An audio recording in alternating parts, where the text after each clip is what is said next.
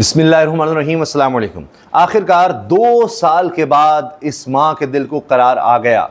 2 साल का इंतज़ार इस माँ का ख़त्म हुआ, क्योंकि 2 साल बाद 9 मई के केस में अली रज़ा को ज़मानत मिली है और सुप्रीम कोर्ट से मिली है।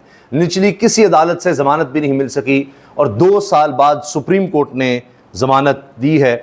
अब अंदाज़ा लगाइए कि केस किस तरह का था। केस में अजीब व गरीब चीज़ें सामने आईं।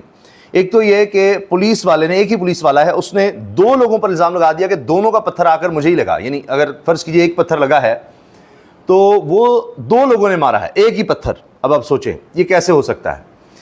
तो इस पर जज साहब भी हैरान थे। उन्होंने कहा कि ज़ख्मी अफराद की फ़हरिस्त में तो पुलिस एहलकार नाम भी शामिल नहीं। हर रोज़ कोई ना कोई नया इल्ज़ाम लगा देंगे।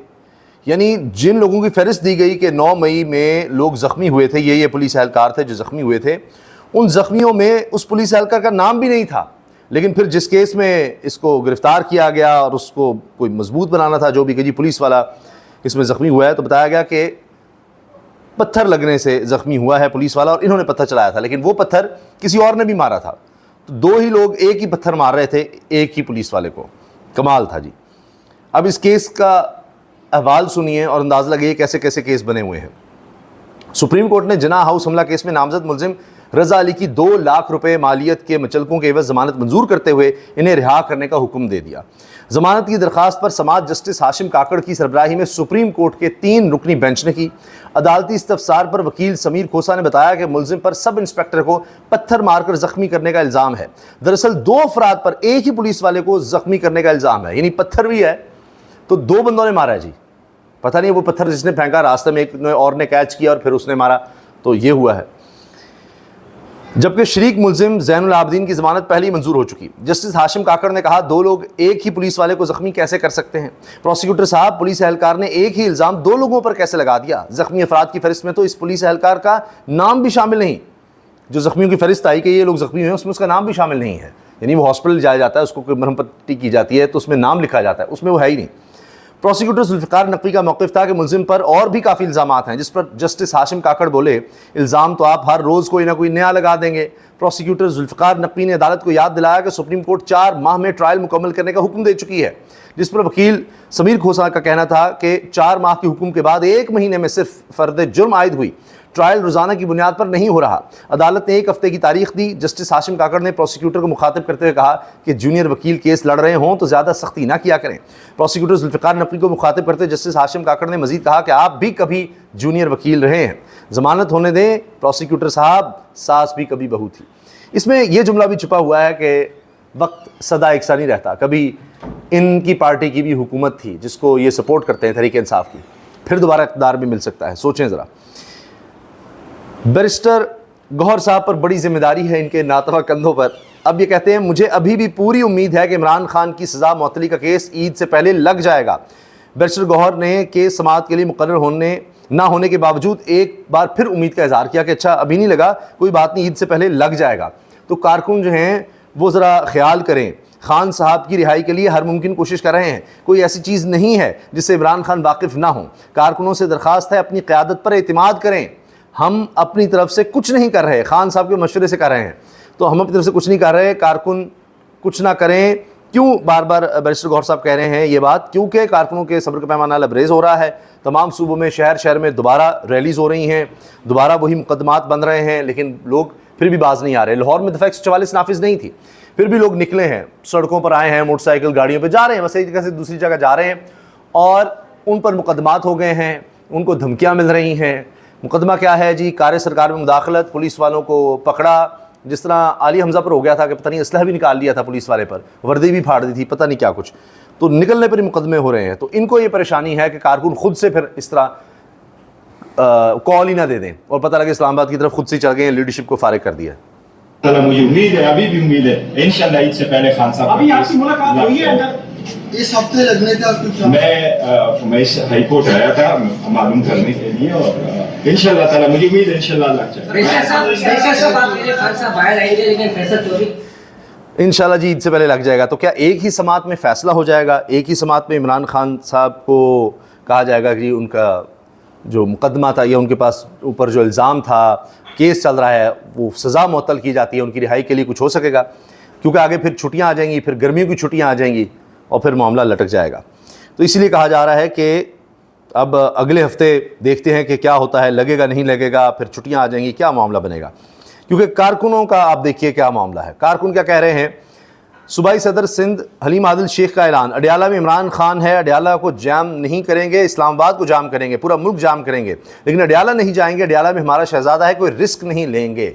इमरान खान को कोई ख़तरा ना हो जाए, हम उस तरफ बढ़ें तो पता नहीं इसको क्या किया जाए, किस तरह से वहाँ पर अडियाला जेल में सूरत हाल ख़राब हो जाए। इमरान खान की बहन अलीमा कह रही हैं और बार बार कह रही हैं कि अगर इमरान खान को जेल से निकालना है तो फैसला खान से पूछकर नहीं, बल्कि हम सब ने खुद करना है। आप फैसला करें, आप कब तैयार हैं, क्योंकि इमरान खान अपने लिए कुछ नहीं मांगेगा कि जी मेरे लिए निकलो, मुझे रिहा करवाओ, नहीं, वो कभी नहीं कहेगा, आपको खुद करना होगा। आपको भी पता है, अगर सबको नहीं पता मैं बता देती हूँ, अब कभी भी इमरान खान कॉल नहीं देंगे कि मेरे लिए निकले। ये फैसला आप और हमने करना है, इमरान खान की कॉल पे नहीं निकलना। हमने अगर इमरान खान को निकालना है, उसे पूछ के नहीं उसको निकालना, हमें सबको निकलना है खुद। इसे मैं इमरान खान की कॉल का इंतजार करी, वो मुझे नहीं रोक सकता, इमरान खान नहीं रोक सकेगा अगर मैंने उसके लिए निकलना हो। अब ये वाले इमरान खान के लिए निकलना हो तो इमरान खान खुद भी मुझे नहीं रोक सकेगा, हमें खुद निकलना होगा, उसका इंतज़ार नहीं करना। वो कभी खुद बात ही नहीं करेगा अपनी रिहाई की, कभी नहीं कहेगा कि मुझे रिहा करवाने के लिए निकलो और इस तरह करो।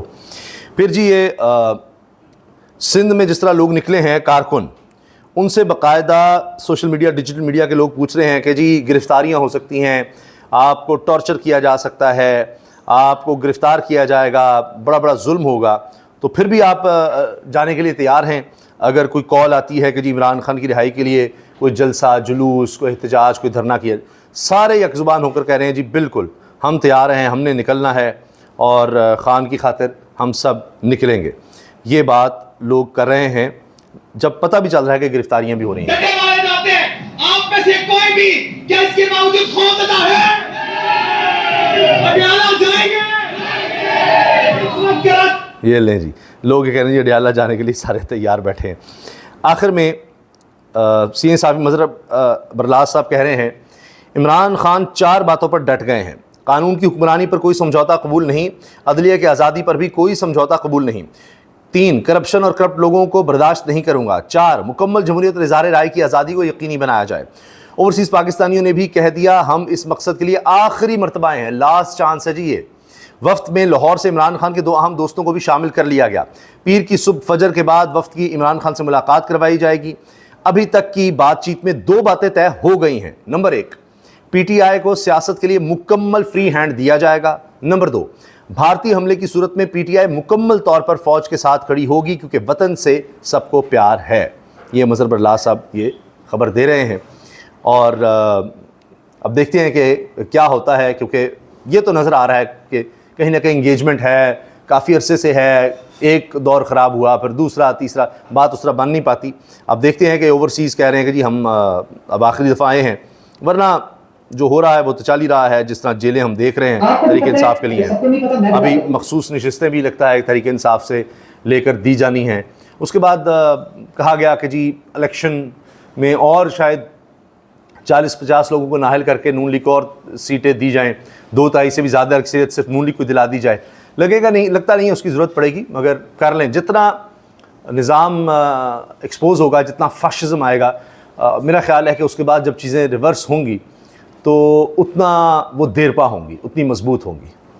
फैसला करें कि आप लोग कब तैयार हैं, आपकी मर्जी है, लेकिन मैं अपना बता रही हूँ, हमारी जो फैमिली है, जब हमें उसकी ज़िंदगी खतरे में नजर आई, या केसेस इसकी नजायज जब खत्म हो गए केसेस, मैं अपना बता रही हूँ, हमारी फैमिली तो जाकर अडियाला के बाहर बैठ जाएगी। ये हमारा फैसला है। अगर इन्होंने केसेस जब खत्म हो गए, उसके बाद ना हक और ना जायज नैब ये मुझसे न। रीमा कह रही है कि अगर जब केस खत्म हो जाएंगे उसके बाद भी अगर इमरान खान को गिरफ्तार रखा किसी और केस में, 200 के करीब तो इमरान खान पर केस हैं, तो हम फिर पूरी फैमिली बहनें वहाँ जाकर बैठ जाएंगी और तब तक नहीं उठेंगे जब तक इमरान खान की रिहाई नहीं होती, कोई और आए ना आए। इजाज़त दीजिए, अल्लाह हाफ़िज़।